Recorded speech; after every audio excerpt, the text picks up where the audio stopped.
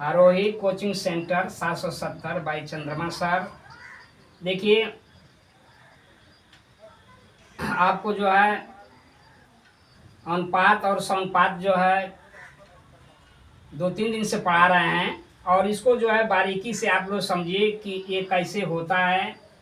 सवाल जो है कोई कठिन कठिन भी नहीं होता है ना आसान होता है, बस समझने का फेर है। जैसे मान लीजिए कि आपको दे दिया है कि यदि a संबंधी b बराबर b संबंधी c हो तो a पर 4 घात संबंधी b पर 4 घात का मान ज्ञात करना है। तो आप सवाल देखिए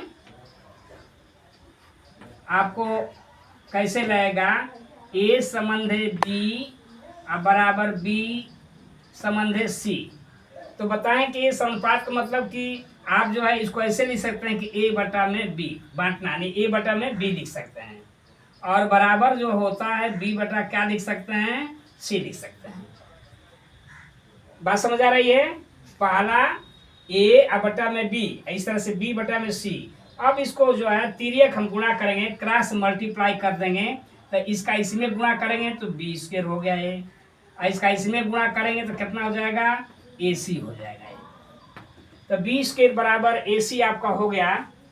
और ये पूछ रहा है कि a पर 4 घात संबंधी b पर 4 घात का मान ज्ञात करना है। इसको ऐसे लिख सकते हैं कि a पर 4 घात असंबंधी b पर कितना हो गया, 4 घात। तो इसको लिखा जा सकता है कि a पर 4 घात, a पर जो है 4 घात अब बटा में b पर कितना हो जाएगा, 4 घात, ऐसे लिख सकते हैं ये। और चूंकि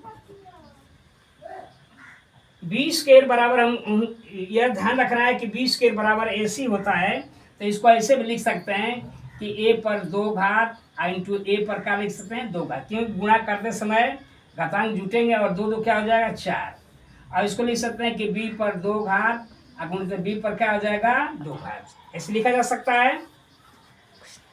तो अब देखिए इसको a पर 2 घात गुणित में a पर 2 घात और b बराबर आपको b स्क्वायर बराबर ac दे दिया है, तो जहाँ b स्क्वायर होगा वहाँ ac रखेंगे। अब देखिए b स्क्वायर है यानी लिखेंगे कि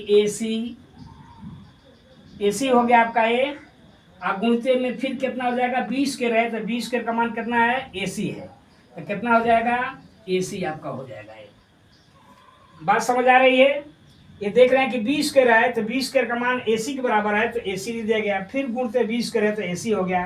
और जब इसको हल करेंगे, इसको जब हल किया जाएगा ये, तो देखिए a स्क्वायर गुणते में a स्क्वायर अब बटा में आपका हो जाएगा a स्क्वायर और गुणते में कितना हो जाएगा, c स्क्वायर, ऐसे लिख सकते हैं। a में एक गुणा कर देंगे तो a स्क्वायर और c में c गुणा कर देंगे तो c स्क्वायर। तो एक a स्क्वायर से a स्क्वायर क्या हो गया, कैंसिल हो गया। और जब कैंसिल हो गया है तो बराबर कितना हो जाएगा, ऊपर की a स्क्वायर और बटा कितना हो जाएगा, c स्क्वायर, a स्क्वायर बटा c स्क्वायर। और ये पूछ रहा है कि इतना संबंध इतना का मान कितना हो जाएगा, तो इसको लिख सकते हैं इस तरह से कि a पर 4 घात बटा में b पर 4 घात का मान हो जाएगा आपका a स्क्वायर बटा में c स्क्वायर, या a पर 4 घात संबंधे b पर 4 घात बराबर a स्क्वायर और संबंधे कितना हो जाएगा, c स्क्वायर। ये आपका जो है फाइनल आंसर आपका हो जाएगा ये। और ये जबकि ऑप्शन नंबर सी में दिया गया है, ऑप्शन सी में।